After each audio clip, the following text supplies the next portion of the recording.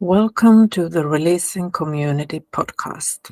This is where we share our love for releasing and the Sedona method. We share our experiences, benefits, and insights. I am Katja Tormanen, and I am hosting this podcast with Stephen Robert Carlson. Hi, Stephen. Glad to be here with you, Katja.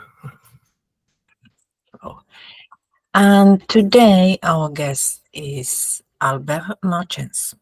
I hope I said it somewhat right. Albert has been using the Sedona method since he was 22 years old and finds it the best way to deal with anything that may come your way. He loves helping others see through all that is unnecessary and embrace their inner power.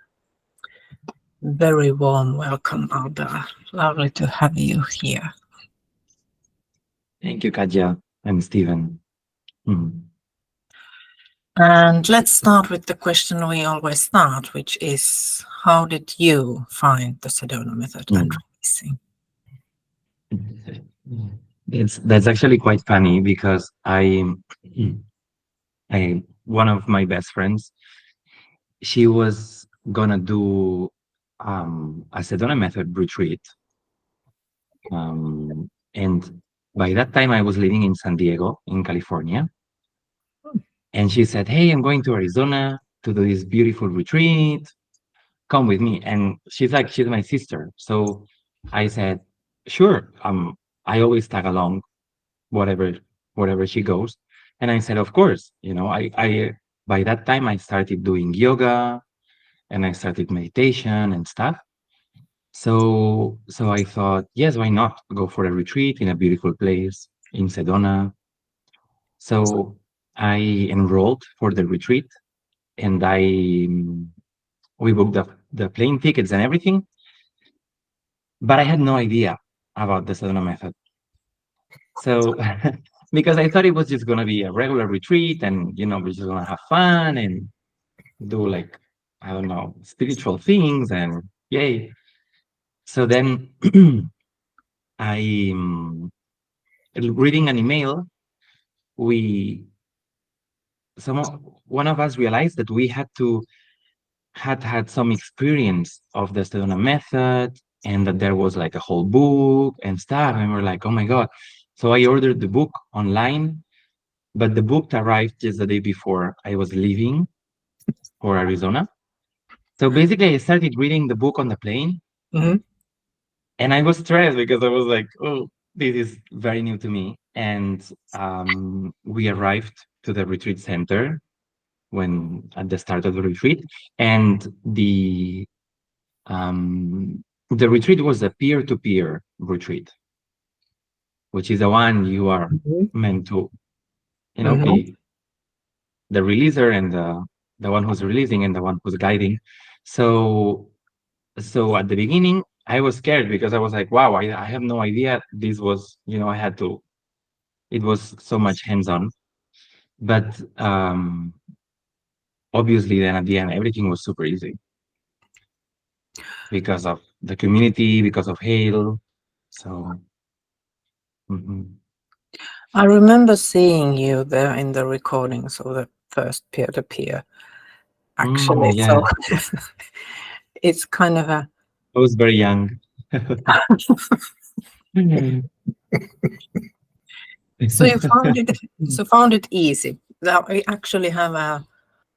There have been several people who joined. The first retreat has been the advanced one, even though you are supposed to have a retreat before that.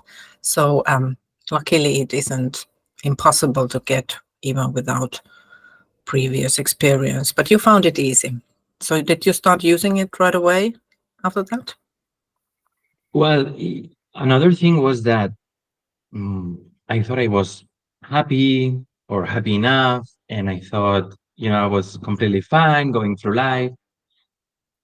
But when I started the retreat, then I realized there were a lot of things that I could let go of, a lot of things that I didn't need in my life. So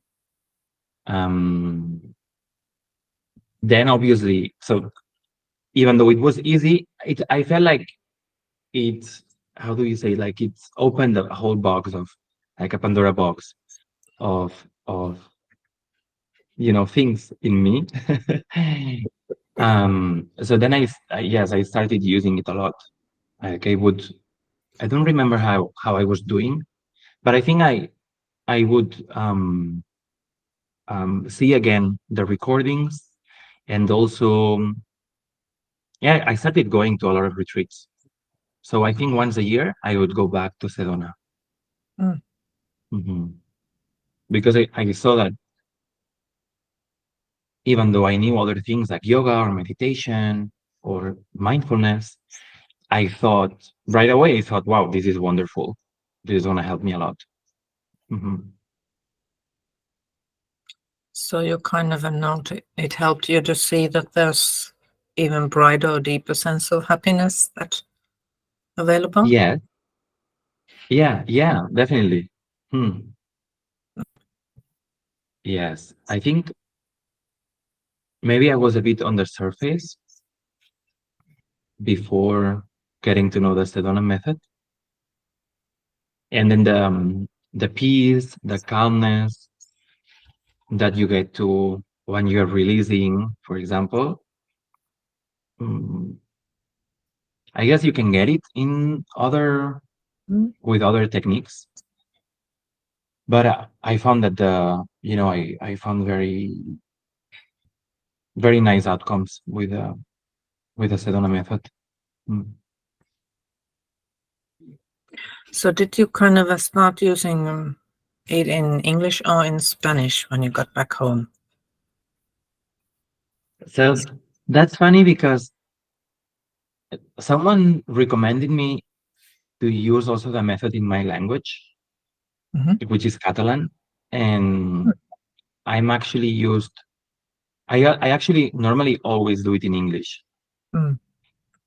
um, because that's how I learned it, and still the translation seems quite um, weird to me.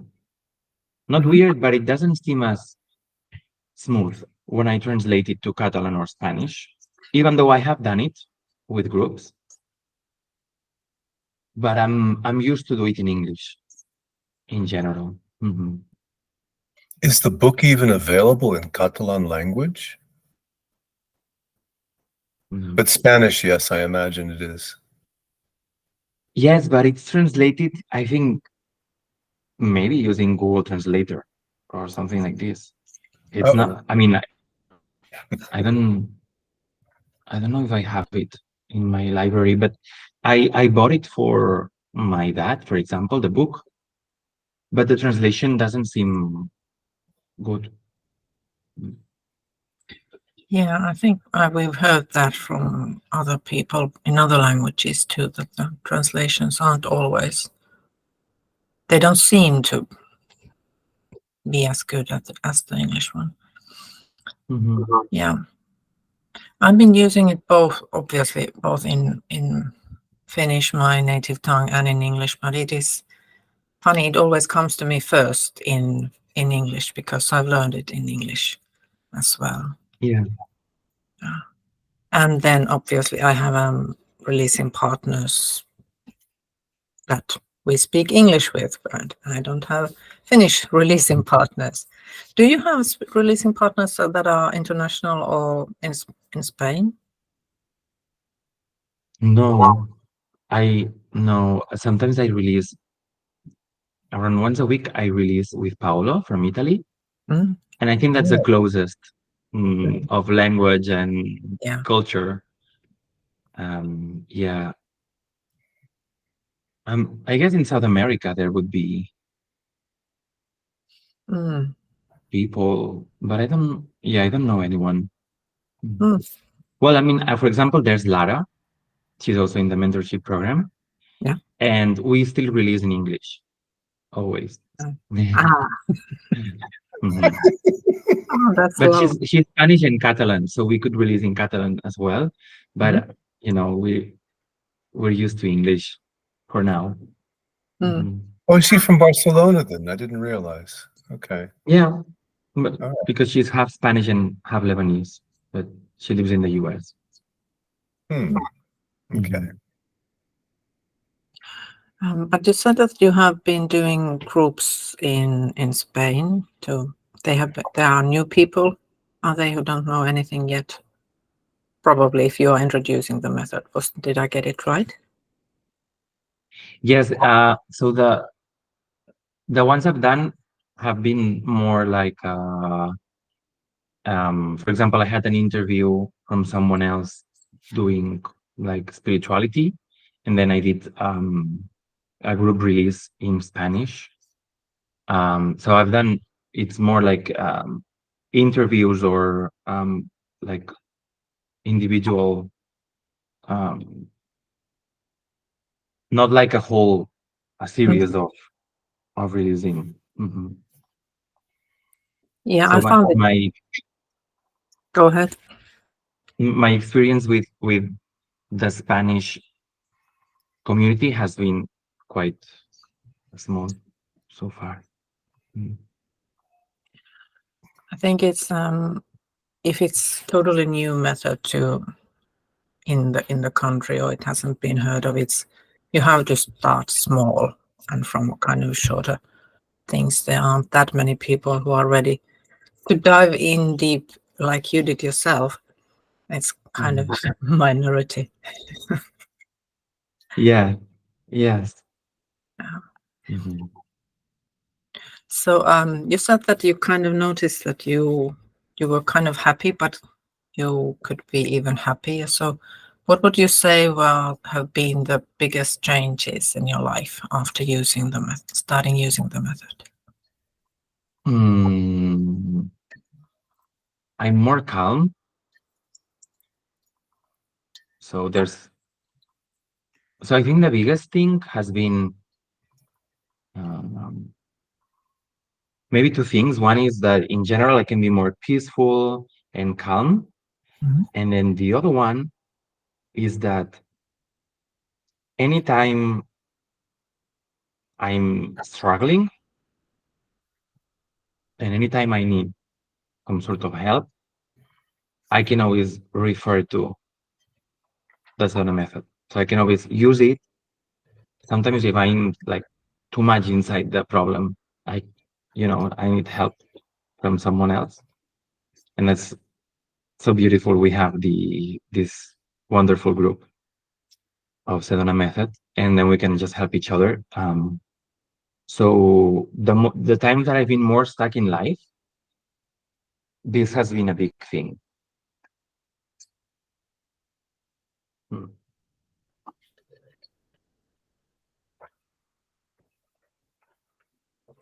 So a lot of times I feel like, what would I do if I didn't know the Sedona method?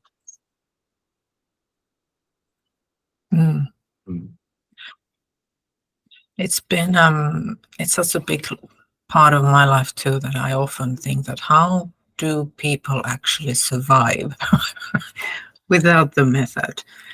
Because it is so precious when there are challenges in life. Yeah. Yeah, it's a really good tool for everyday life. I was wondering if you could think of any of the gains that you've enjoyed from practicing the method. Does anything in particular come to mind? So there's the gain. Yeah, there's a lot. There's accepting, like radical acceptance. So accepting others for what they are, accepting myself for what I am or what I do, accepting what is, because I still have it sometimes that I always want to be somewhere else. Or, for example, if I made a decision, if I chose A, then I would think, why did I choose A? I should have chosen B. And I can be doing that thing and I can be still thinking that I should have chosen the other thing. So Um, that's like that. That's one of the big gains to being able to actually be in the present and enjoy what is happening now instead of thinking of what could have been. That's the one thing to change that we normally always want to change what is. So it's a big topic within the Sedona method, I think, at least for me. And that's one of the gains, That's being actually a more very present profound in shift everything. that you just described. Sorry. The way you described it just sounds to me like a very deep and profound shift. Yeah. Yeah. Yes. Yes. Mm. This, and also I go back to the same, but it's the joy and the happiness, which is linked also. But for me, because I remember when I was younger, they would ask me like, "What do you want to do in life?" Because I was a bit lost. Should I study? What should I do? And I always said, "I want to be happy." And that was, I don't care what I'm doing, but I want to be happy. Mhm. So um, that's been a big one. And finding the Sedona method has helped me to be very happy. If I understood, what you said was that you actually thought that you were happy, and then you realized that actually this was only a superficial experience of the world. Did I say that correctly? That there was a much deeper happiness to be discovered. Yes, yeah, exactly. Yeah. Exactly. Hmm. Yeah, because I don't know, I feel like you can go around in life kind of in the surface, so it's more everything is more superficial, and it can go on for all your life, maybe, I don't know, for many years at least. Mhm. At least that's in what I've experienced is that then suddenly yeah, you realize that this is like, wow, these other, this more profound or more deep beingness or way to be in life. Mm. You spoke of joy, and that's a word that's actually quite simple, joy. But I wonder, a lot of us as adults don't even know what joy actually is. That's how I feel about myself of previous years, to be able to really just find pleasure in such simple things as falling leaves, you know. Um, to me, joy comes out in just the absolute mundane, simple parts of life that normally we'd overlook, you know. And then, yeah, there comes an understanding that in fact this is profoundly beautiful, enjoyable, and delightful. So that's, yeah, joy I think is Mm. to my mind, it's something that we often overlook, and it's something profoundly rewarding about this kind of exploration to uncover joy. You can see it with children, it comes very simply and easily, you know, and sometimes with adults, we have a harder time actually connecting to that. Yes, yeah, to joy and to sometimes it's hard to be more spontaneous or to be more in the flow, Mm. because there's always the things you have to do, the things you cannot do. So that's also with the Sedona method. I actually had a lot of resistance to the I have to and I should do and I must. So with the Sedona method, I have been able to let go a lot of resistance with that and just go more with the flow, more open. Mm. Mhm. Hmm. That's a beautiful experience to be able to flow like that. Mm. Yeah. I mean, there's always way to go and to improve and everything, but um, yeah, I feel like lately it's been in the last years it's been quite interesting. Yeah, I think it's often it seems, and how I remember it before finding Sedona was that the joy and happiness was always connected to external things. When I achieve this, when I get that, when I'm there, then I can be happy and joyful. And kind of realizing, no, it's here already. It's just where I focus. So that's been really.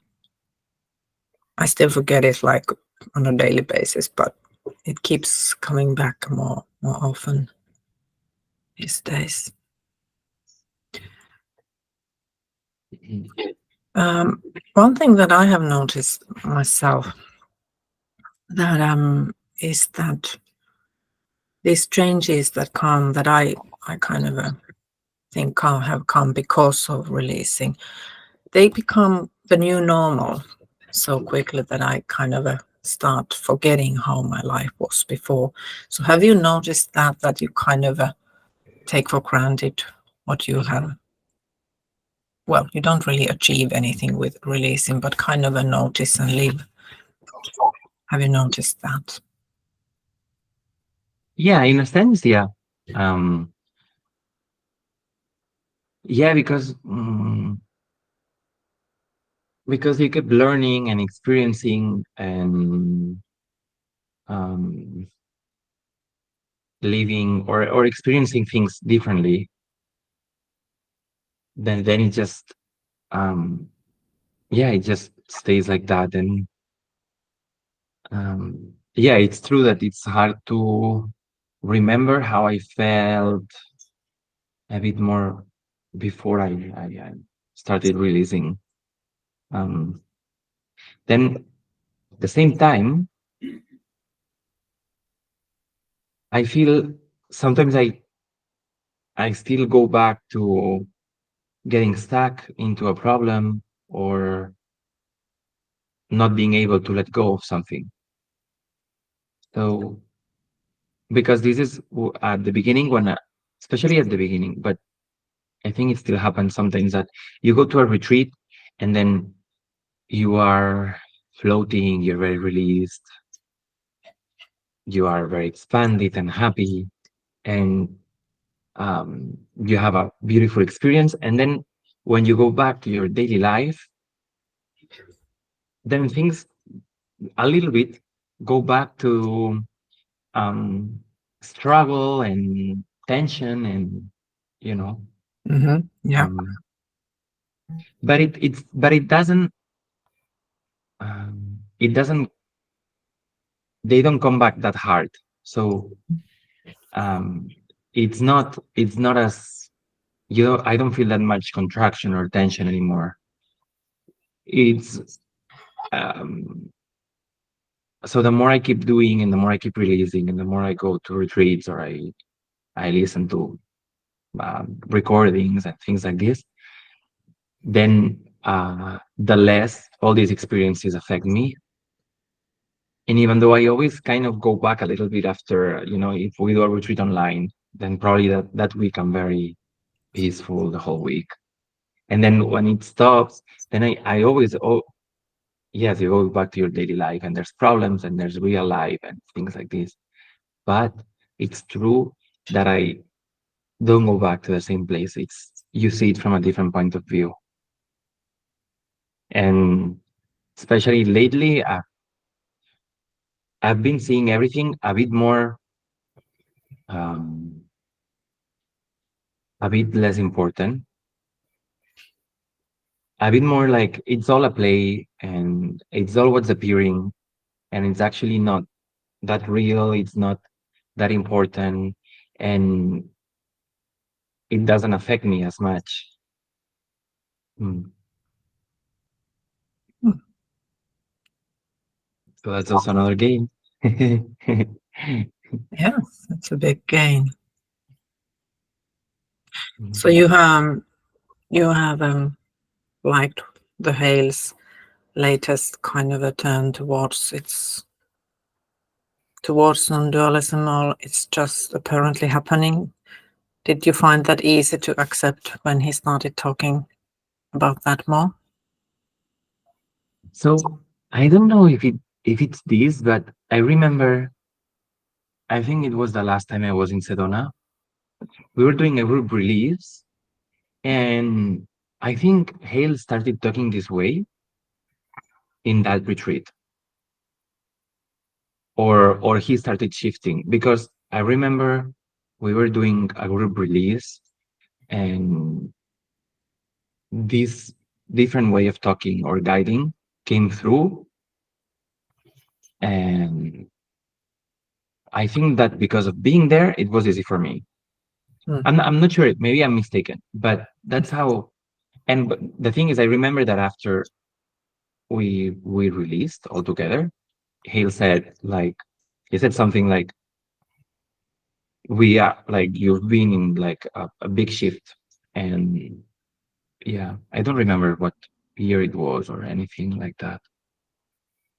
But so I didn't.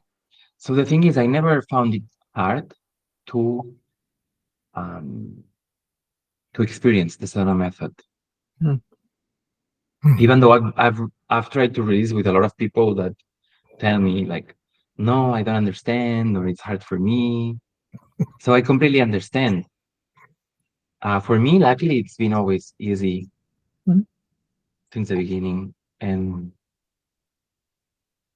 this new shift or new perspective, um, it's actually sometimes I cannot let it go the regular way, but then if I do it through the more advanced questions of, can you see how this is just an appearance and more of this, then this definitely, whatever it is that I cannot let it go, this is gonna help me for sure. Mm. Mm. I don't know if you how you feel about this, because I know what with other people I've released with, this also helps them sometimes very much. These days, I like it. Not all the time, but most of the time. But I remember when I first came across that, when he started talking about more like that, I had a releasing crisis. Like, I actually had a phase when I thought, like, do I have to quit doing the Sedona method? I don't really follow. Can I use the basic questions anymore? Are they allowed? So I really kind of had that phase. So I had to kind of, I needed a longer period to get used to it. But, yeah. Interesting. I went to the advanced retreat in Santa Cruz last year, and I found that he was using the non-dualistic language, and I came up to the stage there was something I was going through. He calls this a psychosomatic knot. I kind of like that description because for me, I feel everything in the body. Sometimes I don't even, well, most of the time I couldn't tell you what emotion this was or what stimulated that.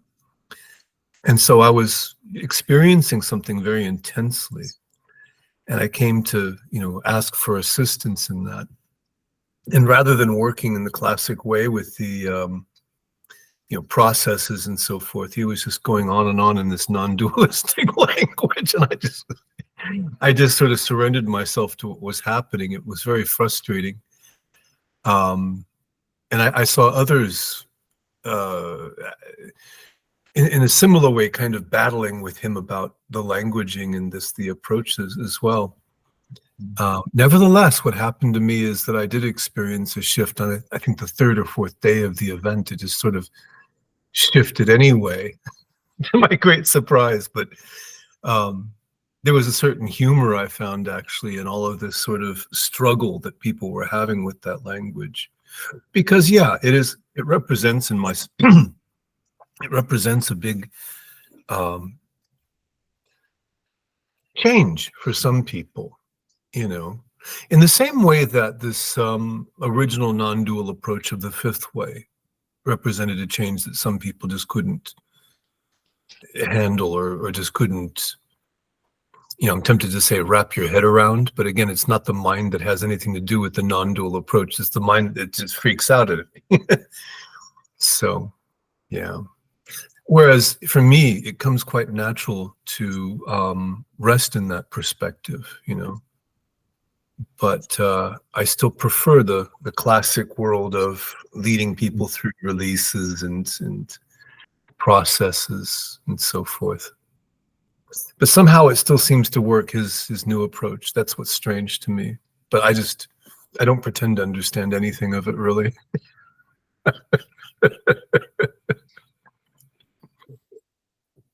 Yeah, there's probably not that much to understand. Well, yeah, I think that's the You're exact just point. feeling it. I don't know. Yeah.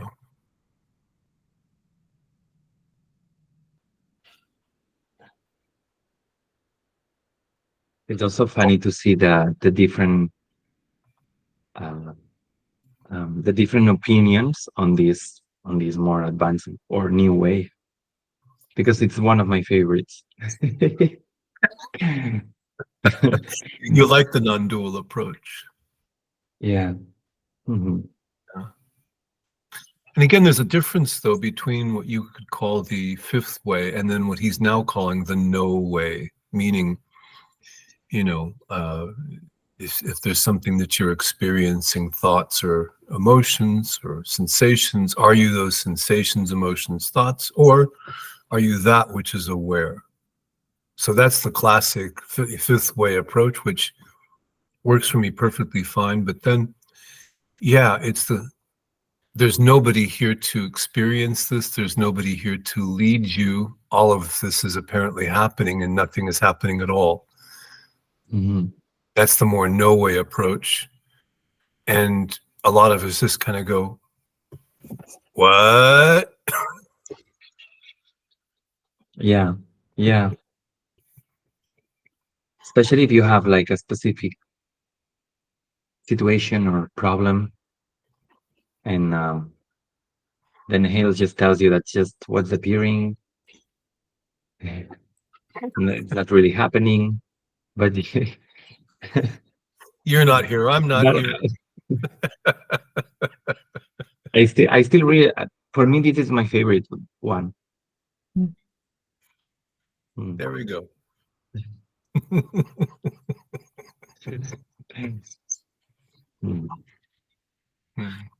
I really like the kind of when I'm really struggling about something that I feel I have to do and it's all up to me. And then when I remember to ask myself that, what if it isn't up to me? And then there's this, relief. It isn't up to me. Because that's what makes it usually so hard and thinking it's all up to my brains and my logic and if whether I make it logical or happen or whatever. And your effort as well, your effort. Yes. Yeah. If you're not there, it's because you're not trying hard enough. Exactly. Yeah. Yes. I remember there was one I think that was some kind of that was before Hale moved into this no way. There was one retreat, especially when it might have been advanced one. It was online retreat where he spoke about everything's awareness. I think Albert, you were there too, and I remember you and someone else was talking about asking Hale how the flowers, how can they be? You had flowers on the table, and how can they be awareness? And I remember Hale asking, like, well, is there anything that's not awareness, outside awareness? And I was looking outside the window, and there was a ladder that I could see from the window. And then there I kind of looked at the ladder and thought, yeah, wouldn't it be ridiculous if there was awareness and then the ladder like like if something was outside the awareness. And that's how I got my mind around it. But I remember I really had to kind of try to get it. It wasn't so. I think this is in a way easier. I was relieved when we left that part out. Awareness felt kind of distant and cold for me. And this beingness and everything and nothing feels easier for me, actually, since after I got over the first initial shock and crisis. It's a funny story. Awareness and the ladder. Yeah.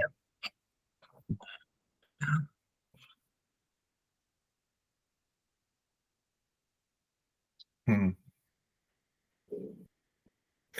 Whereas the language that works for me always is the language of love, the path of the heart. In other words, let's say that there's some kind of feeling or a sensation in the body going on. That's usually the case with me, by the way. Again, I feel most things in the body. In fact, a lot of people have this mental voice that's going blah, blah, blah, blah, blah, and they can actually hear it as a voice. But I don't hear any voices at all. Really? Just, You don't? You're very no, lucky. no. I really don't. And, it's, Wow.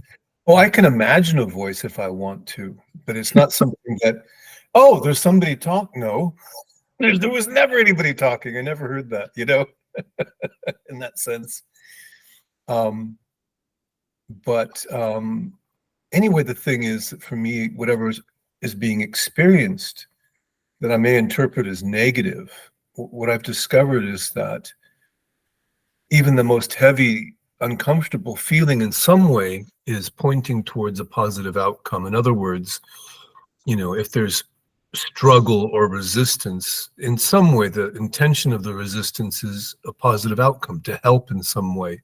Resistance, of course, is protecting, right? Defending, even if there's no defense required. Defending myself against successful outcomes, right? Yeah. But nevertheless, it has a positive intention. And so it's, for my way of being, it's just that simply transforms into love if you allow it. Because if it has a positive intention, how could it possibly be anything except for love? And so that there's that squaring all with love exercise that Lester came up with. You hear about that occasionally at some of the retreats. And that's just, I think, for me, it's become kind of my central practice. But that really is the same as saying that everything is beingness, everything is awareness, everything is boundlessness. It's just using different language. Or one that I like is dissolving into love, or dissolving that feeling or thought into love. Yeah. That's exactly that's exactly it.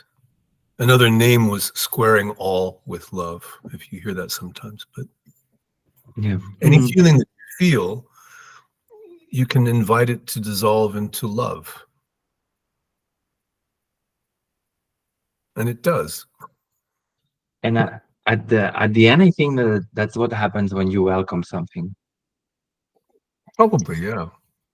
Because when you allow whatever it is to be, you're loving that in a way. When you give some space to that, it's like giving it loving attention. Mm-hmm. Yeah. So when you give loving attention to something, it's at the same time is noticing or being aware of that. So Well, there's an acceptance in the opening, which is absolutely loving. Yes.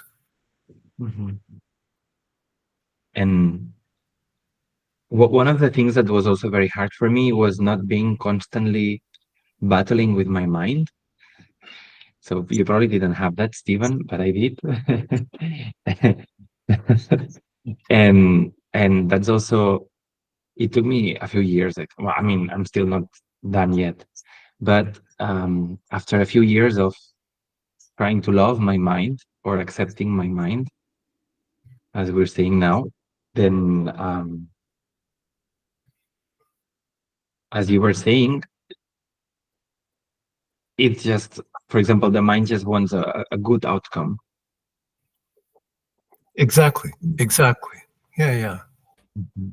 It just has a crazy way of going about it sometimes, but the intention is positive. Yeah. Mhm. Yeah. And squaring the mind with love, for example, is something that um, works very well for me. Or Well, yeah, because instead of battling the mind, you're actually grateful for the mind being the mind. How could it do anything else but that? That's just what minds do. Yeah. mm, mm, Well, I must admit that I need to be a little. I definitely don't always see that I have great battles with my mind still.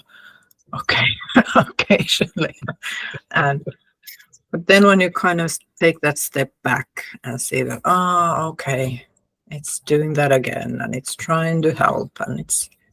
I often think of the mind as like a puppy. It's really eager to help, and it just brings you all sorts of sticks and rubbish because it thinks this is helpful. Like, yeah. Yes. Then you Yes. give it a task, like, okay, go and fetch, and give it a task, and it's much more kind of a happy to help.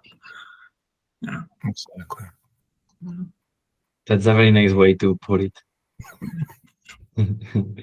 Well, well, I mean, it's a very good comparison. Yeah, puppy. Yeah. Yeah.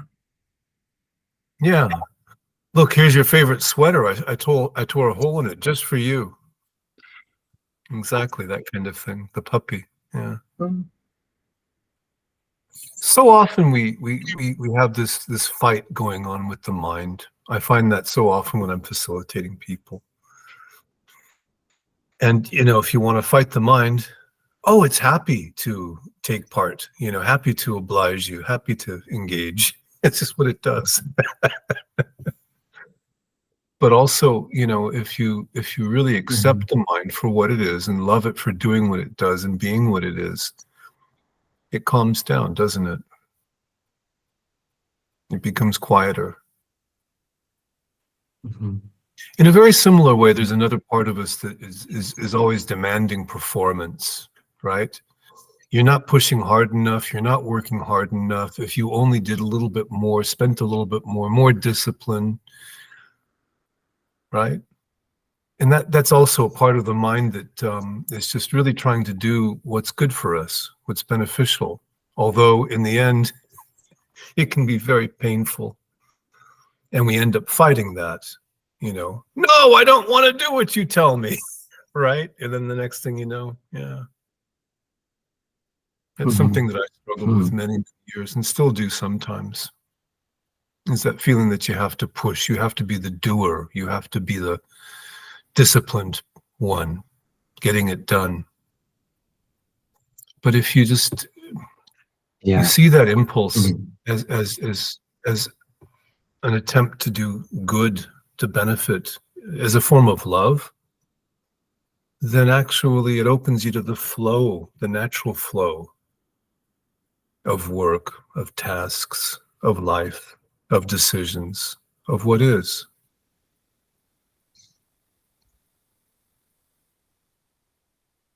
Yeah. Mhm. Definitely. Hale said something once that I remember that I really like, which is you are not a human doer, you're a human being. Yeah. But with the society we live in and how our minds are taught since we're small, we have to constantly do and push. And it's me that is thinking this way, it's me that is doing that. And there's also something very that I like very much, which is tell me what is your next thought going to be. To You don't know what's your next thought. So that's obvious then that you actually, they just come, thoughts come to your mind. It's not something that we plan or we create. So then if you go, if you believe that or you experience that,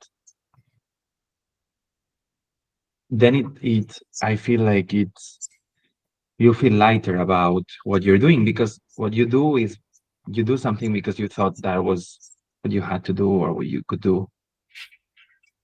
But if your thought is not really your thought, yeah, then you're not that much of a doer, really. You're more of a puppet. Not to say that you're not responsible for what you do, so do whatever you want. That's not that, but obviously, but in a way,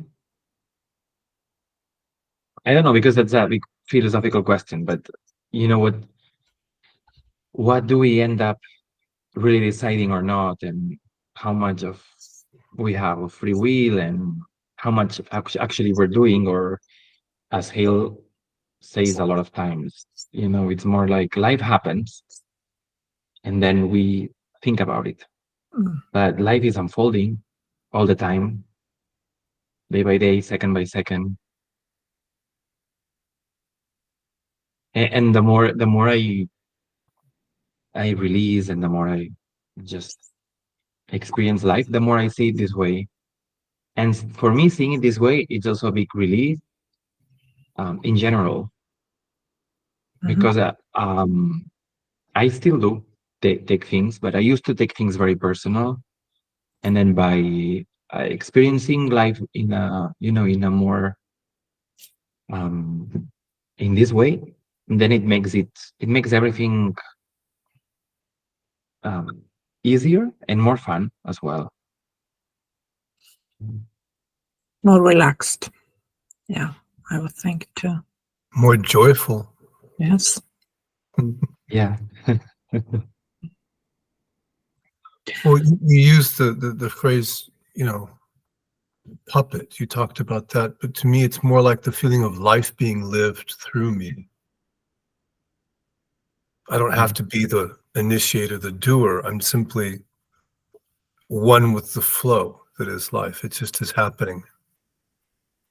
Does that work as well?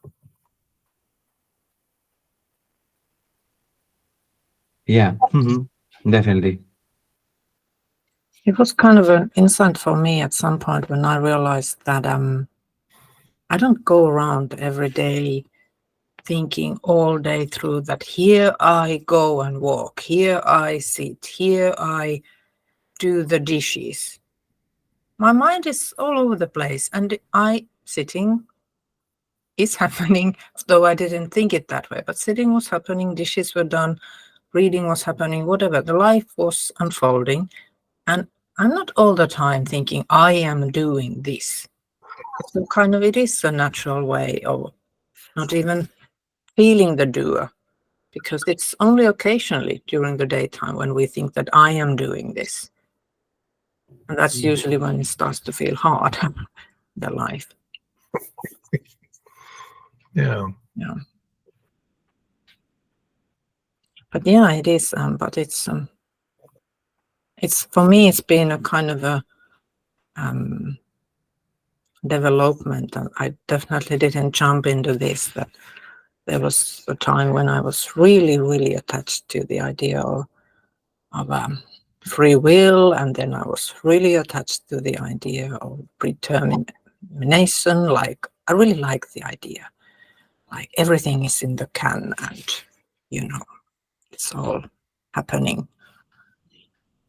Well, we never spoke about destiny or such, but that's how it felt to me, and I was kind of really happy with that thought until I wasn't. It wasn't needed.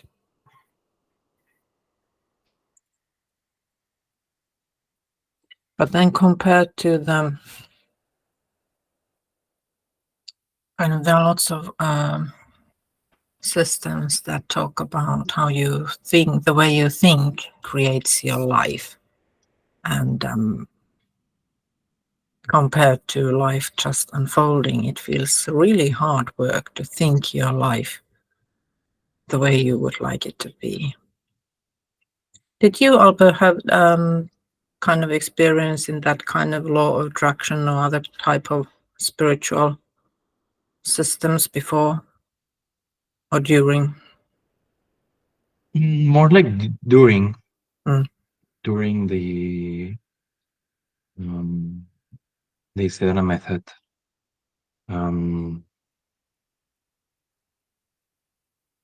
I feel I actually never had like a huge thing happening as wanting something and doing the law of attraction thing, then suddenly it happens. But for example, one of the things, it's more like little things. Like wanting something, and then so whenever I've gone to a retreat and I had something that wasn't working or something that I wanted to improve, then I would ask Hale to do a release, and then it would happen. And then I would tell him, Hale, that's because of you helped me get that. Because then obviously I was released, and then whatever was happening, then it would just happen. And he would say, no, it's not me, as he always says, like, I don't do anything. He said, well, you must be doing something, because whenever you release with Hale, then the release goes deeper, and then you get what you wanted. Yeah, but I in a way also I get it very often. Things like, oh, I should do this, or for example, I don't know, I need to call this person, and then suddenly this person calls me. Or so for me, it's always been these small things. Or I could go there and suddenly someone's going and they said, let's go. I'm like, oh, okay, perfect. So it's been more like that. So you're talking about intuition and synchronicity. Yes. Yeah. That's actually very powerful. And again, you start with this sense of I have to push, I have to do, I have to struggle. And then as you let go of all of this and it shifts, then gradually it's more of a nudging. Oh, yeah, what if I worked on this project now? Oh, yeah, that person I should call. I'm thinking about, yeah.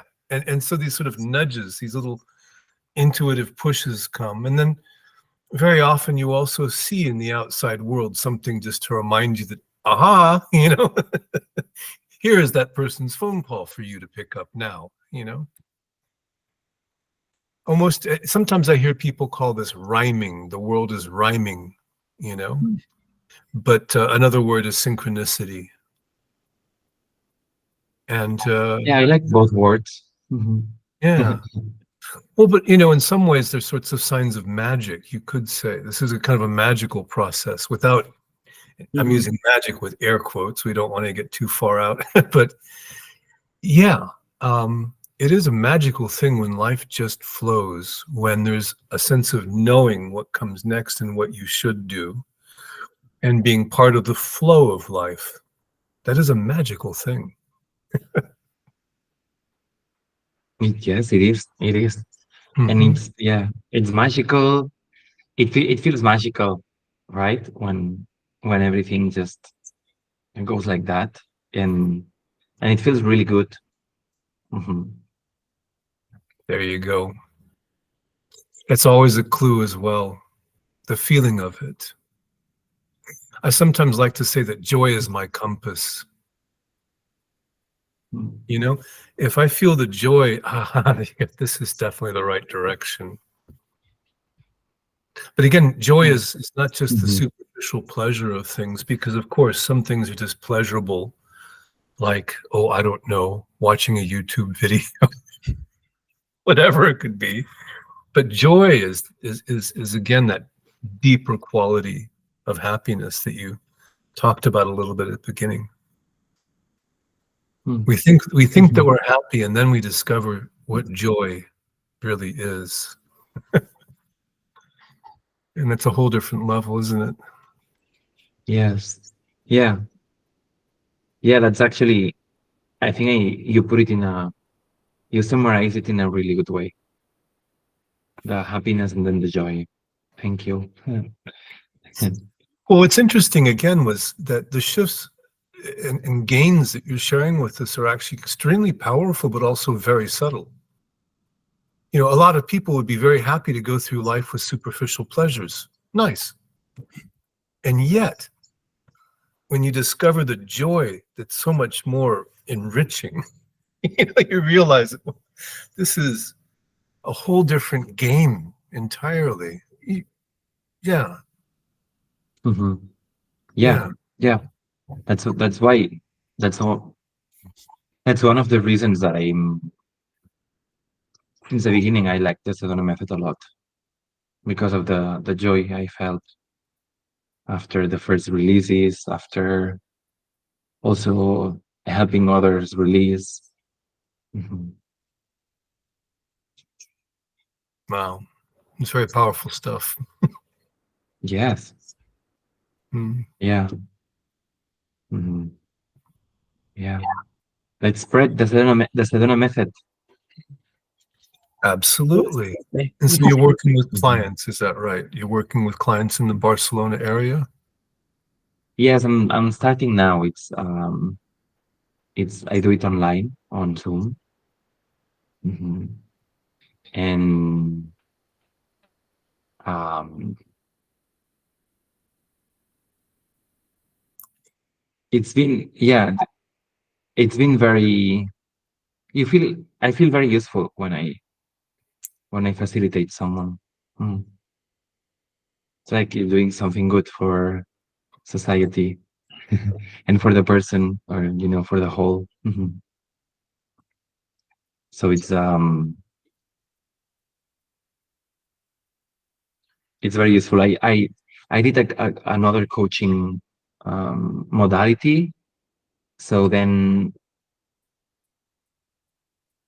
I still I haven't really done integrated both of the modalities. So I either do one thing or the other. Mhm. And yeah, we'll see where this goes. Mhm. But there's something interesting that you just said as well, and there's a sense that so just one person letting go of something is more than just an individual act. There's actually a sense of serving humanity as well, both as somebody who can facilitate that in with other people, but also for somebody who is releasing. There's a sense in which we start off by thinking that our problems, our thoughts, our stories are all uniquely personal. But then as we explore these things, yeah, you wait a second, is this actually even my thought? Are these actually my feelings? Some of these feelings seem multi-generational or even tribal in their scope, you know? Mhm. Who doesn't know, for example, the feeling of social anxiety? Absolutely everybody understands what it means to walk into a room full of people and to think, everybody's having fun. Everybody's all relaxed, except for me. I hope they're going to accept me. Oh my God, I feel self-conscious. I'm the only one that feels this way. And the reality, of course, every single person in the room is feeling the same thing. So these feelings seem so individual, and yet they're also so universal. And the letting go of them isn't just an individual act. That's the sense of it for me anyway. And as far as doing the kind of work that we do and helping others, I think it really has a profound effect upon everybody, increasing humanity's happiness by just even a little bit. Mhm. Yeah, yeah, yeah, definitely. And also when in retreats, there's a lot of people releasing everywhere in the world. I'm sure that makes a little shift somewhere. Mm. Yes, Absolutely that's right. that's the Mm. saying that it's kind of becoming exponentially. I mean, impactful was the word again. Like it's not just like 80 people releasing, but like 80 times 80 or something. I think Hale has sometimes said it so. And I definitely kind of I've been doing other kind of voluntary work which has been helping people, and I that has felt good when you actually can help someone. But I have to say that this it's kind of selfish to facilitate others because it makes me feel so good. I haven't done anything any other way of helping people that would and where you would see the difference so clearly when you are releasing someone who's really I'm often the one when I'm being facilitated, I'm starting like this, and then at the end there's this happiness and relaxation and glow. So yeah, we are kind of spreading the joy of happiness around the world. Sounds a bit pompous, but Well, as you were saying this, it just occurred to me that this whole idea of letting go has become kind of a lot more accepted and a lot more relevant in just the popular conversation, if you will. mm, I don't know if you are you aware of Sheryl Crow, the American singer-songwriter? mhm. I just saw her on TikTok yesterday. She has a new song, and she was going on TikTok to share it, and it's all about letting go. It's exactly this, you know. And what I find interesting is, yeah, we're all talking about letting go, but exactly how does that work? What steps do you take? Oh, well, this is the Sedona method, the toolkit for letting go. It's a marvelous thing to be able to help others in that way, actually, in a very specific way, Mhm. rather than just Yeah, I feel inviting. Go ahead. it's very easy to say to tell someone, "Oh, just let this go." You know, when they're going through a hard time, Mhm. just let it Right. go. Don't think about it. That's I feel like that's the worst you can tell. So you can say to someone, "Don't think about it." They're gonna think about it more. Guaranteed. And but yeah, but it's very useful, and um, it's actually very useful to being able to consciously let go of that, of whatever you want, being it a thought, a feeling, an emotion, whatever it is. Mm. It may take more time, it may take less time, but it is very useful to actually knowing how to let go, because it's very funny. It's very easy to say, "Oh, just let it go. You need to let go and enjoy and blah blah." But how do I actually do it? Mm. Is there anybody who could help me to figure this out, to let go? That's the other part of it, too. Yeah. So when you started kind of the whole journey with the Sedona method from the peer-to-peer retreat, so you've been facilitating others basically from the day one. So was it ever hard for you, or did it feel easy from the beginning? Um, I actually don't remember it that much, that specific part. I do remember that we had a booklet Mhm. with all the exercises. So in the so we when we were doing releasing with partners, we were asked to do the releasing page number. So it was just breathing actually. So when you're super lost, that helps you a lot. Mm. And And yeah, so I would just read and go along with what was written there. And I mean, I bet probably, I mean, I was lost and stuff, but I don't think it was that hard because I think that's one of the things that are wonderful about releasing is that anyone can do it, even if you don't know anything about it. Anyone can facilitate someone else. Hmm. Hmm. Yeah. And actually, I feel like you learn a lot by facilitating someone else. Yes. So it can be very hands-on from the beginning, mm, if you allow it.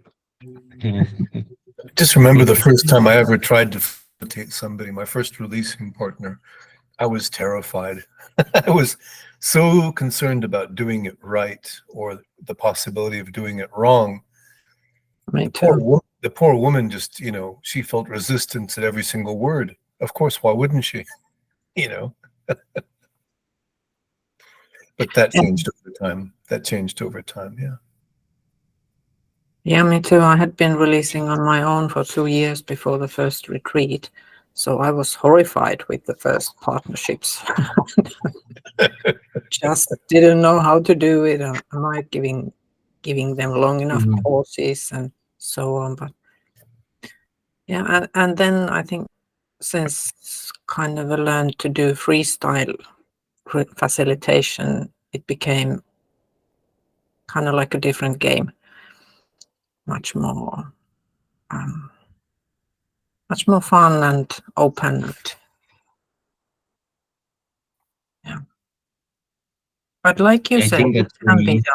Yeah, from the give the questions to someone, anyone can ask them another person. So it is.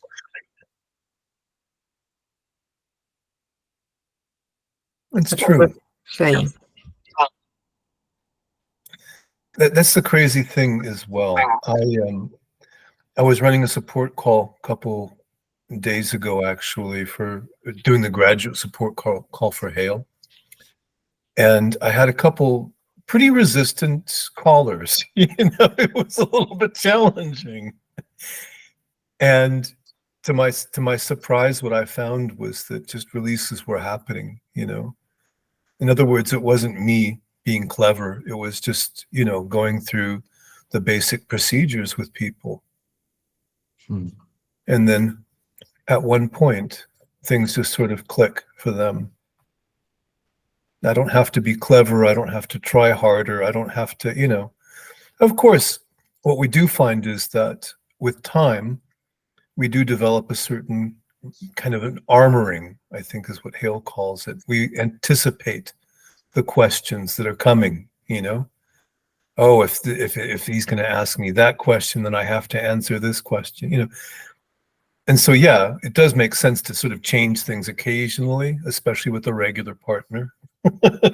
but but really, the power is in the questions, and also in the presence as well, or if you will, the absence. I once told Hale that on another call, I said that I like to release because it demands that I be absolutely present. And he corrected me and said absent. And that makes sense as well. Mhm.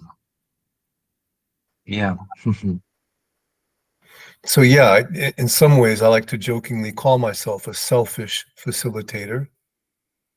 I like to facilitate exactly because it demands that I disappear. That is to say, just everything comes from the heart or from flow or from beingness or from presence, which feels terrific and is very beneficial for this guy here.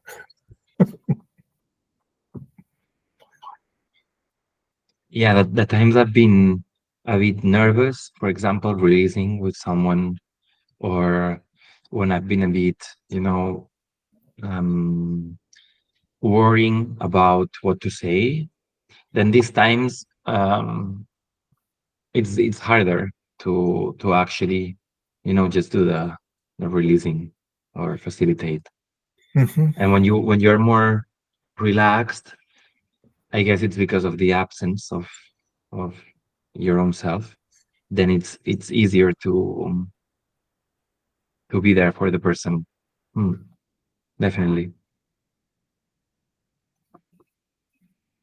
Mm.